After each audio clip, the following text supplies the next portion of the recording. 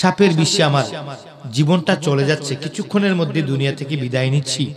ও নবী, যদিও আমি ইচ্ছা করে সাপের মুখে পা দিয়েছি আপনার মহব্বতে, দয়াল নবী গো, শাফাত থেকে, কাউসার থেকে, আপনার শাফাত মুবারক থেকে আমাকে বঞ্চিত করবেন না। হয়তো কিছুক্ষণের মধ্যে আমি চলে যাব দুনিয়া থেকে। আমার নবী হাসতেছেন। সুবহানাল্লাহ। সুবহানাল্লাহ। হেই, পাশ সরাও। আরে পাশ সরাও। হুজুর, পাগড়িটা ছিললাম, রুমালটা ছিললাম, সাপের পায়ের কামড়ের আঘাতে আমার মাংসগুলো নিয়ে গেছে হুজুর। নবী গো, এত কষ্ট করলাম সাপটা উঠে আপনাকে দংশন করার জন্য, আমি মরবো কিন্তু দেব না। আমার নবী নুরানি জবান থেকে হাসি মোবারক দিয়া কয়, রে আবু বকর, না না না,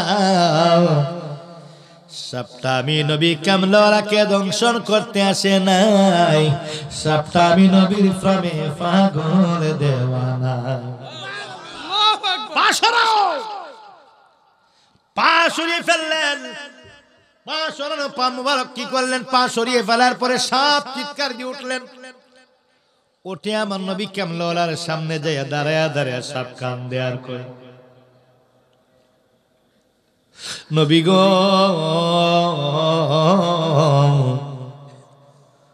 আমি আপনার প্রেম আগুনের পোড়া,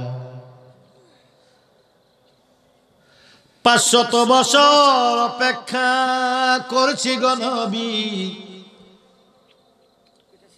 এই পাহাড়ে আমরা নবী গো, আমি আপনার প্রেম আগুনের পোড়া। আসসালাতু ওয়াসসালামু আলাইকা ইয়া রাসূলুল্লাহ, ইয়া হাবিবাল্লাহ, ইয়া কামলেওয়ালা, মায়ের নবী গো, এই গোলামের সালাম কবুল করেন গো নবীজি। আমার নবী কয়, তুমি কি বলতে চাও বলো। সাপ ফুফিয়ে ফুফিয়ে কান্দে, চোখের পানিগুলো পড়ে।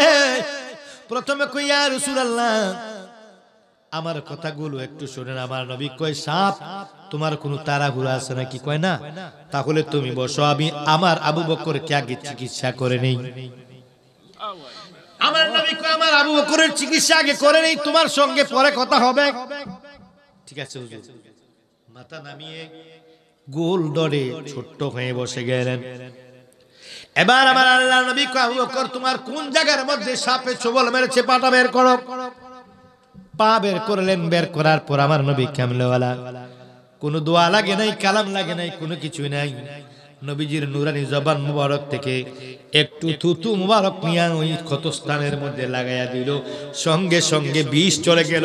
আবু বকর আগের মতো সুস্থ হয়ে গেল। হযরত সিদ্দিক আকবর আগের মতো সুস্থ হয়ে এবার হাসি দিয়া কই, ইয়া রাসূলুল্লাহ, আমার আর কোনো ব্যথা নাই, ব্যথা নাই, ব্যথা নাই, আমি আগের মতোই সুস্থ আছি। আহ ফোরারে, আমি দয়াল নবীর প্রেম আগুনের ফোরা। বন্ধুরা আমার গভীর মনোযোগ। এবার আবু বকর কয়, আমার নবী, আবু বকর, তুমি এবার সুন্দর করে শান্তভাবে বসো। বসলেন। সাহাব বলি, ইয়া রাসূলুল্লাহ, আমি কিছু কথা বলবো। কয়, বলো। আমি আজ থেকে 500 বছর পূর্বে এই পাহাড়ের গুহার ভিতরে আমি আসছিলাম। এই পাহাড়ের চূড়ার ভিতরে আমি খাদ্য সংগ্রহ করার জন্য, আমি খাদ্য সংগ্রহ করার, সঞ্চয় করার, সংগ্রহ করার জন্য বেরিয়েছি। এমন সময় একজন আল্লাহর পয়গম্বর ভাষণ দিয়েছিলেন এই পাহাড়ে দাঁড়িয়ে, আজ থেকে 500 বছর পূর্বে দুনিয়ায় একজন নবী আসবে। উনি ওনার উম্মতদেরকে, একজন পয়গম্বর কি নসিহত করতেছেন, আমার পরে 500 বছর পূর্বে একজন নবী দুনিয়ায় আসবে, যে নবীকে না বানাইলে আল্লাহ আকাশ বানাইতো না, জমিন বানাইতো না, আদম নবীকেও বানাইতো না, তুমি হতো না, আমরা হতাম না। ওই নবী 500 বছর পর একদিন দুনিয়ার জমিনে আসবে। বাক্কা নগরীতে দয়াল নবী তাশরিফ আনবে। একদিন দয়াল নবী হিজরত করবে। হিজরত করার সময় মক্কা থেকে মদিনায় যাবে। যাওয়ার সময় এই পাহাড়ের গুহার ভিতরে দয়াল নবী 3 দিন অবস্থান করবেন বলে নসিহত করেছিলেন। ওই নসিহতটা যেদিন শুনলাম ওই দিন থেকে আর খাবারের জন্য দূরে যাই না। যদি কেউ শিকার করে, যদি কেউ মেরে ফেলে, যদি কোনো মানুষের সামনে ধরা পড়ে যায়, আমি এই নবী কামলাকে দেখবো এই নিয়ত করে, যদি বেঁচে থাকি নবীকে দেখবো এই নিয়ত করে আজকে 500 বছর এই গুহার ভিতর থেকে আমি বের হই না।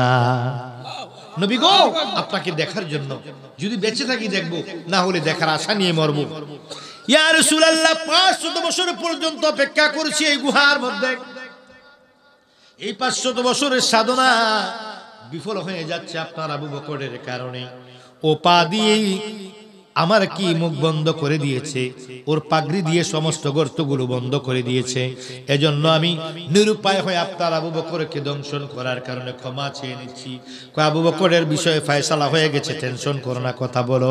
কয় 500 বছর আগে ওয়াজ শুনিয়ে আপনাকে একটা নজর দেখার জন্য আমি অপেক্ষা করছি। ইয়া রাসূলুল্লাহ, দয়া করে কবুল কইরা নেন গো নবী।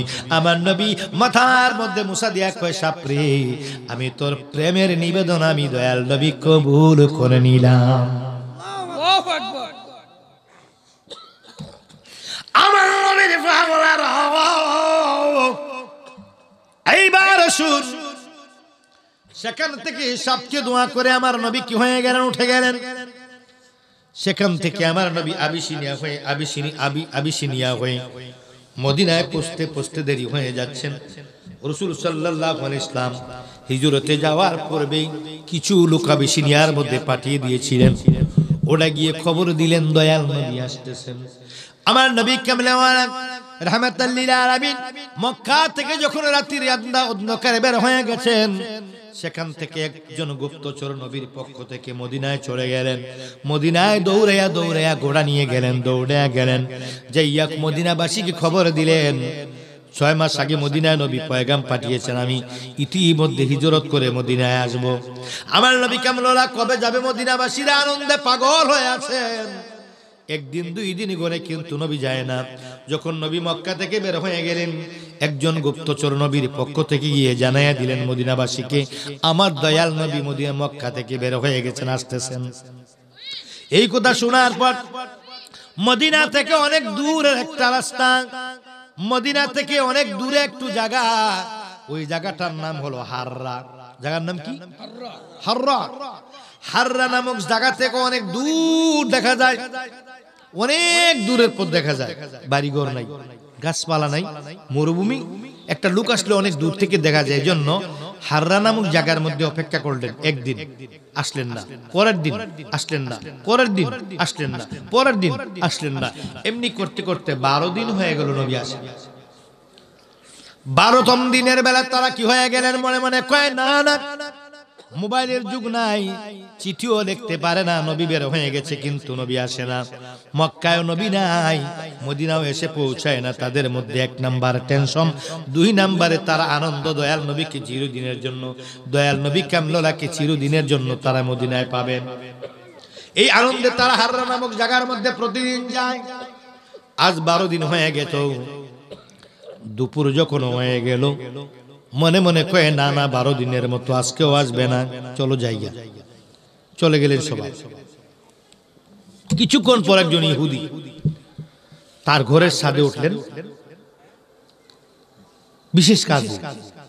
উঠার পরে দেখতেছেন আকাশ থেকে জমিন পর্যন্ত আলোকিত হয়ে একজন মানুষ মদিনার দিকে আসতেছেন। আল্লাহু আকবার। উনি একটা চিল্লান দেয়, কই রা মুহাম্মদ সাল্লাল্লাহু আলাইহি সাল্লামের ভক্ত আশিকানা পাগলেরা রে, আজ 12 দিন তো তোমরা যার অপেক্ষা করো রে। মনে হয় সেই দয়াল নবী কামলেওয়ালা, তোমাদের নবী, তোমাদের রাসূল, তোমাদের মুহাম্মদ সাল্লাল্লাহু আলাইহি সাল্লাম মনে হয় মদিনার মধ্যে প্রবেশ কইরা ফালাইছে। যাও। ইহুদির চিৎকার শুনে সবাই পাগলের মতো দৌড়ে গেলেন। পাগলের মতো দৌড়ে যায় নবীজির কাছাকাছি চলে গেলেন, সামনে গেলেন। নবীজিকে দেখে গো আনন্দের কান্না শুরু হয়ে গেল। নবীজিকে দেখে সবাই আনন্দের সঙ্গে অতি আনন্দ ধরে না রাখতে পারে, কাঁদতে কাঁদতে বলে, ইয়া রাসূলুল্লাহ, ইয়া হাবিবাল্লাহ, ইয়া নবীআল্লাহ, মায়ার নবী, দয়ার নবী, প্রাণের নবী, কি দয়াল কামলেওয়ালা আহ দয়াল নবী তুমি গুণমণি পাপী লোক তোরাবে বলে কোরআনেতে শুনি গো নবী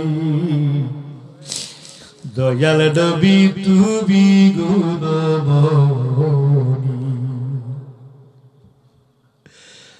রহমতের ভান্ডার তুমি তুমি নূরের খনি গো নবী তুমি নূরের খনি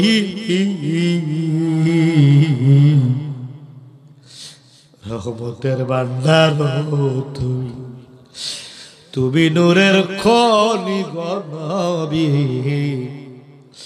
তুমি নূরের খনি প্রেম কইরাছে তোমার সনে আমার আল্লাহ কাদের গরি গরি দয়াল নবী তুমি গুণমণি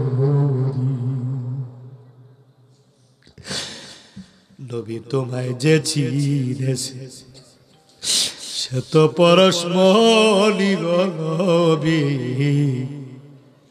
সে তো পরশমণি নবী তোমায় যে চিনেছে সে তো পরশমণি গো নবী সে তো পরশমণি চিনিবে কি সাধক পুরী তাকিতে জীবনী গো নবী দয়াল নবী তুমি গুণমণি দয়াল নবী তুমি গুণমণি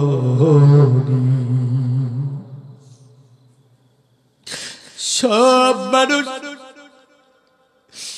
দয়াল নবী কামলার সামনে যায় আনন্দে পাগল হইয়া গড়াইয়া গড়াইয়া কান্দে ইয়া রাসূলুল্লাহ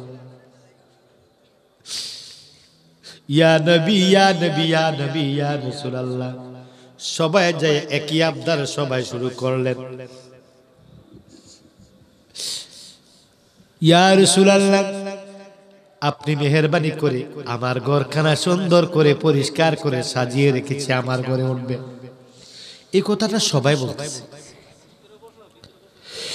একই কথা সবাই বলে নবী কাকে খুশি করবে কাকে বেজার করবে এবার নবী বলে নবী কয় এখন আমি কি করব মদিনার জমিনে প্রত্যেকটি মুহাজির যারা হিজরত করেছেন তাদেরকে বলা হয় মুহাজির যারা নবীকে জায়গা দিয়ে বাড়ি দিয়ে ঘর দিয়ে সম্পত্তি দিয়ে খেদমত করেছেন তাদের নাম হলো আনসার মদিনার আনসার মুসলমানেরা সকলের ঘরগুলোকে সুন্দর করে পরিষ্কার করে বিছানা করে খানা পিনা রেডি করে রাখছে সকলের মনের বাসনা দয়াল নবীকে আমার ঘরে রাখবো আল্লাহু আকবার সবার একরকম ইচ্ছা বিনে সুতার মালা গেতে আমি পরাইব তার গলে গো আমার দয়াল নিব আসিবে মোর ঘরে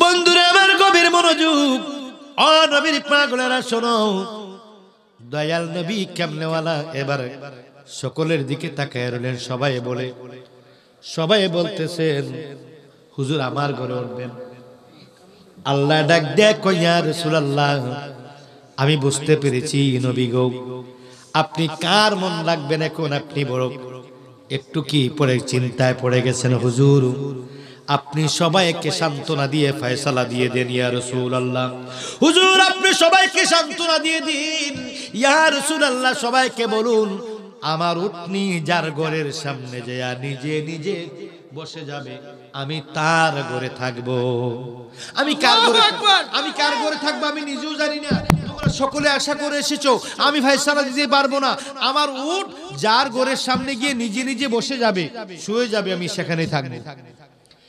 এবার আর নবীর কাছে কেউ আবদার করে না, তাকিয়ে আর রয়েছে উটের দিকে। আমার নবী কামলেওয়ালা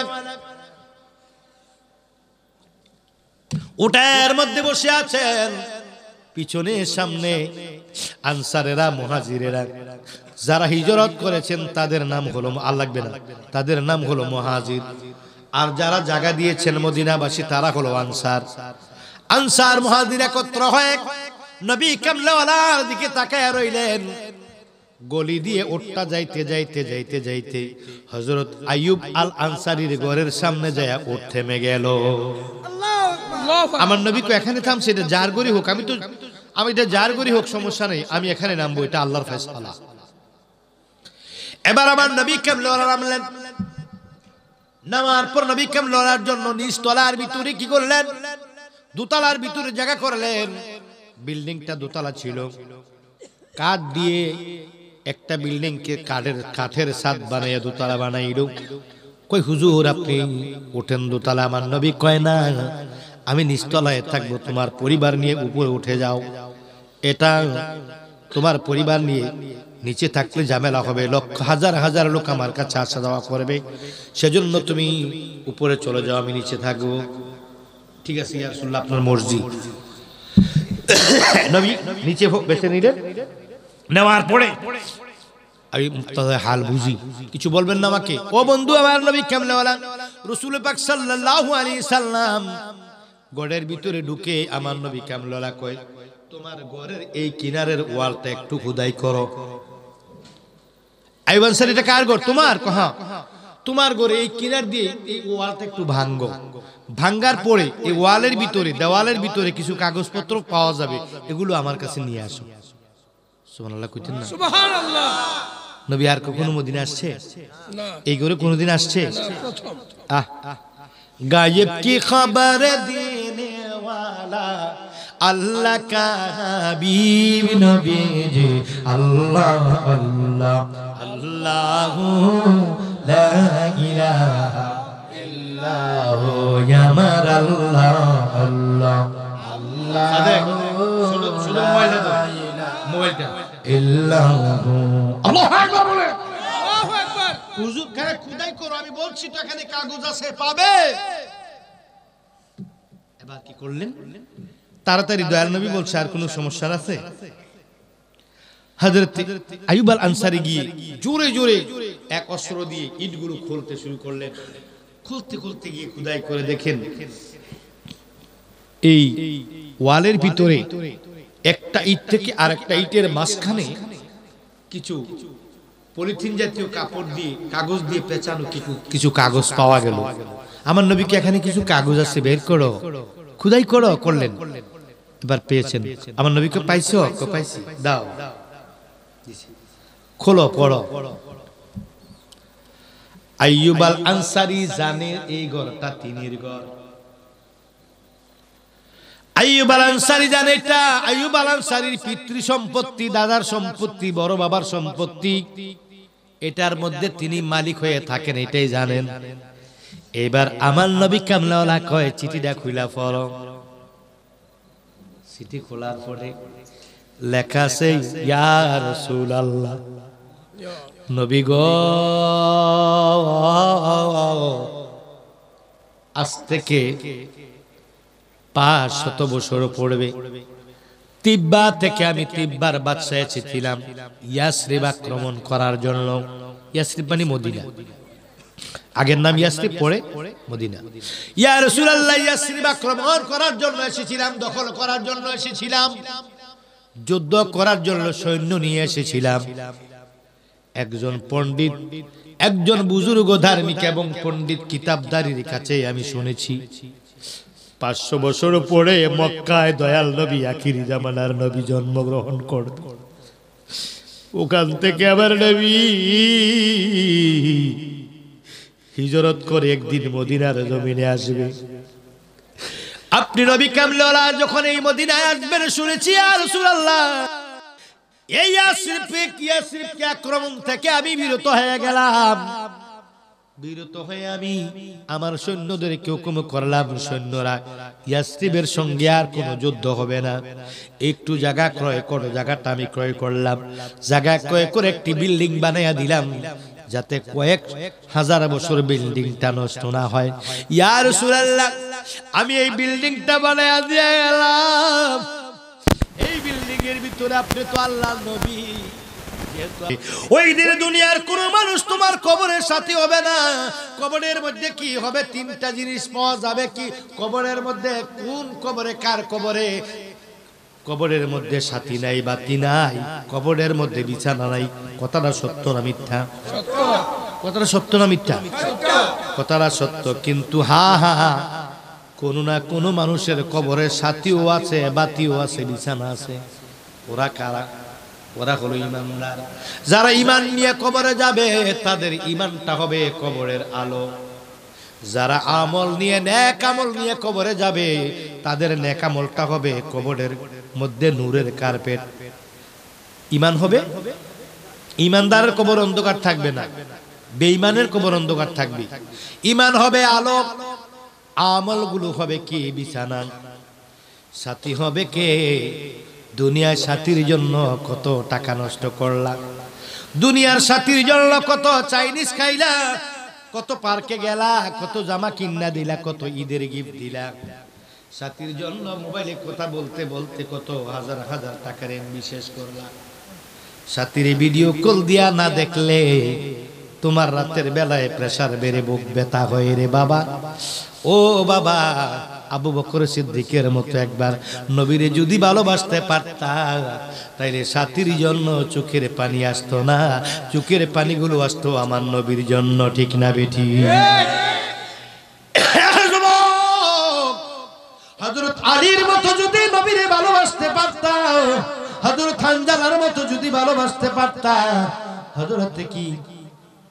হযরতে জাবের রাদিয়াল্লাহু তাআলা আনহুর মতো যদি ভালোবাসলা, মেসির মতো ওই ফুটবল টুর্নামেন্ট ফাইনাল খেলায় জার্মানি আর আর্জেন্টিনার খেলা যেদিন হইছে, গোল কইয়া এমন চিল্লান দিছো বাংলাদেশের আকাশটা পর্যন্ত কাঁপতেছিল, জমিনটা কাঁপতেছিল। গোল কইয়া মেসির পক্ষে এমন চিল্লান মারছো। মেসিতে যদি আমার নবী কামলাওয়ালারে ভালোবাসতা, আজকের মাহফিলে একটি যুবক হয়ে এলাকার যুবক বাড়িতে থাকতো না, আয়েশা নবী নবী নবী নবী বইলা কাঁদতো। আজকে যারা নবীর পাগল হইছে রে, দেলিখা পাড়ার যুব সমাজ নবীর পাগল হইছে, বিদায় মাহফিল দিয়েছে। আমার আল্লাহ পাক রব্বুল আলামিন দিল্লির যুব সমাজকে যেন নবী কামলাওয়ালার সঙ্গে, আবু বকরের সঙ্গে, হযরত ওসমানের সঙ্গে, হযরত ওমরের সঙ্গে, হযরত আলীর সঙ্গে, মা খাতুন জান্নাতের সঙ্গে, ও মাওলা আলীর সঙ্গে, মা খাতুন জান্নাত ইমাম হাসান হুসাইনের সঙ্গে, হযরত জাবেরের সঙ্গে, হযরত হানজালা রাদিয়াল্লাহু তাআলা আনহুর সঙ্গে যেন জান্নাত নসিব করে। ও দেরির মানুষ, আজকে যারা মাহফিলে আসছে, আল্লাহ পাক যেন আমাদেরকে দয়াল নবীর নুরানি কাফেলা আমাদেরকে জান্নাতি হিসেবে, গোলাম হিসেবে কবুল আর মঞ্জুর করে নেয় সাহাবিয়ে কেরামের পিছনে। ও বন্ধু, তাবেঈন, তাবেঈন, বুজুর্গানি দিন, ইয়ামে মুস্তাহিদিন, আউলিয়া কামিলিন, তাদের কাতারে তাদের কি দলের মধ্যে যেন আমাদেরকে শামিল করে আল্লাহ জান্নাত দান করে। আজকের মাহফিলে টাকা দিয়ে, পয়সা দিয়ে, বুদ্ধি দিয়ে, পরামর্শ দিয়ে উপস্থিত হইয়া আজকে যারা মাহফিলকে সুন্দর করেছে, আল্লাহ যেন তাদের জীবনকে সুন্দর করে দেয়। আজকের মাহফিলে যারা কি করেছে, কষ্ট করেছে, আল্লাহ যেন তাদের হায়াতে রিজিকে, দৌলত, ইজ্জতে বরকত দান করে। আল্লাহ পাক রব্বুল আলামিন সমস্ত সুন্নি হাক্কানি উলামায়ে কেরাম সহ মুরব্বিয়ানে কেরাম বন্ধুরা আমার, সালাউদ্দিন আহমেদ, রুকনুদ্দিন আহমদ, রিজিকুর রহমান সহ আল্লাহ এলাকার যত মানুষ রয়েছে, আবু রাইয়ান, নাজিরউদ্দিন, আব্দুল কুদ্দুস, আমিন বিন হুসাইন, হাফেজ আমদাদুল হক সহ আল্লাহ যাদের পোস্টার আছে, এবং আমি যার মাধ্যমে আমার প্রিয় কলিজার টুকরা ভাই, আমার কি শ্রদ্ধেয় ভাই মাওলানা শফিউল্লাহ আল কাদরি, মীর শফিউল্লাহ আল কাদরি, যার মাধ্যমে দাওয়াত রেখেছি, উনি সহ এই যুবকরা সহ এই গ্রামে যারা মাইকের নিচে বসে বসে ওয়াজ শুনেছে, প্রজেক্টরের সামনে বসে যেই মা বোনেরা কানতে কানতে ওয়াজ শুনেছে, আল্লাহ যেন আমাদের জীবনের গুনাহগুলো মাফ করে জান্নাতবাসী হিসেবে কবুল করে, গুনাহগুলো মাফ করে প্যান্ডেল থেকে বের করে দেওয়ার পড়বে, প্যান্ডেল থেকে বের হওয়ার পড়বে আল্লাহ যেন আমাদেরকে গুনাহগুলি মাফ করে দেয়। জোরে বলুন আমিন। ইয়া নবী সালামু আলাইকা ইয়া রাসূল। সংসারে কেমন আপন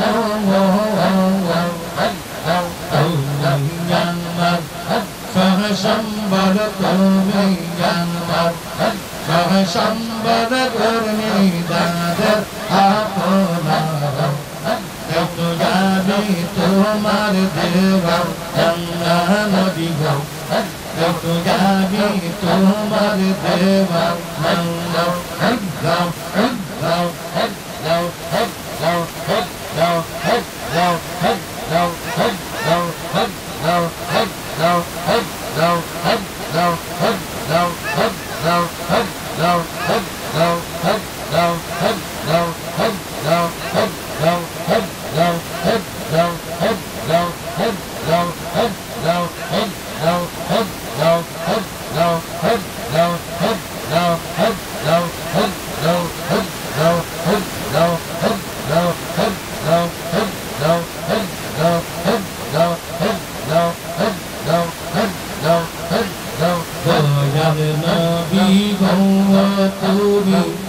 মরণ কালে দিও আমায় দেখা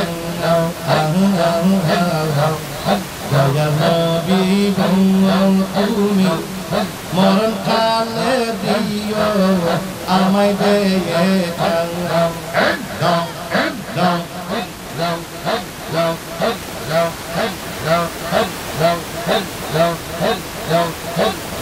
অন্ধকার কবরে তুমি না তাকিলে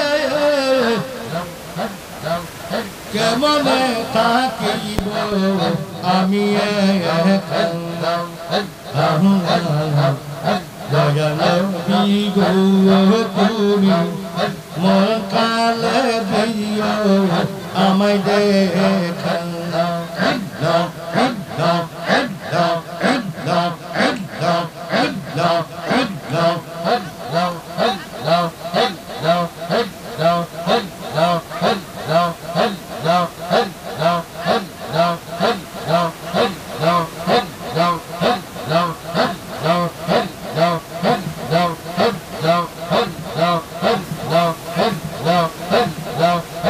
আমি কামনেওয়ালা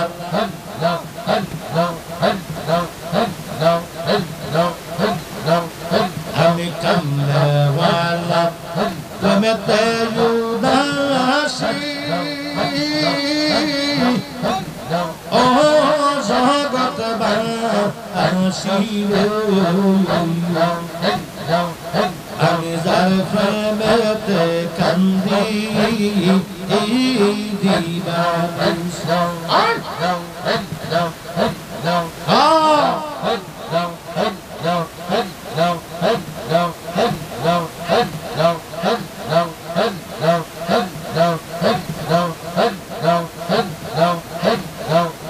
নিশিত সময়ের কালে নিশিত সময়ের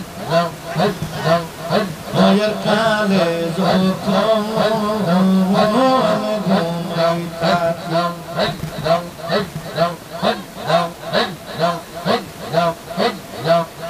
আমি তোমার প্রেমের দুরূদ পড়ে নবী তোমার প্রেমের দুরূদ পড়ে আমি কান্দি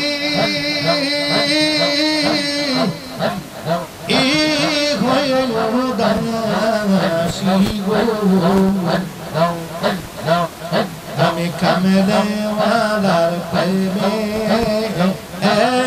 রবি খাদা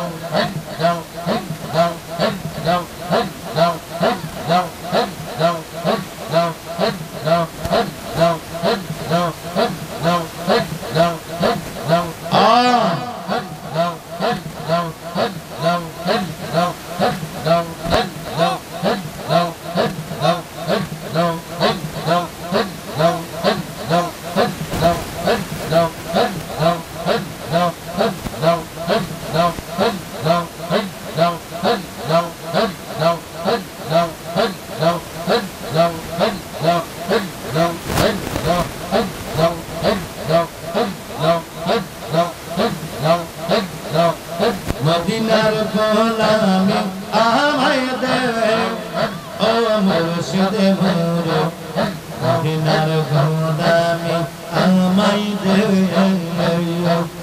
মদিনার গোলামি আমায় দে মুর্শিদে মোরে মদিনার গোলামি আমায় দে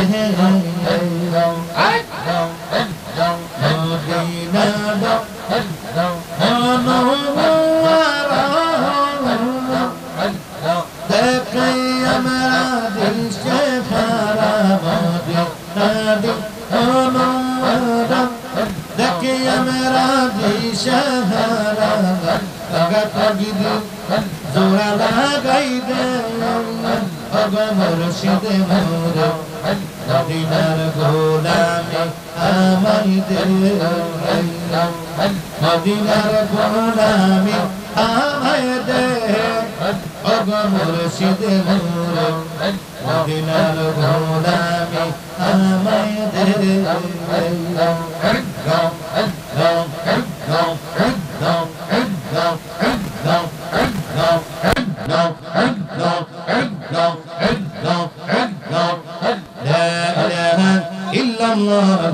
মুহাম্মাদুর রাসূলুল্লাহ সাল্লাল্লাহু আলাইহি ওয়াসাল্লাম।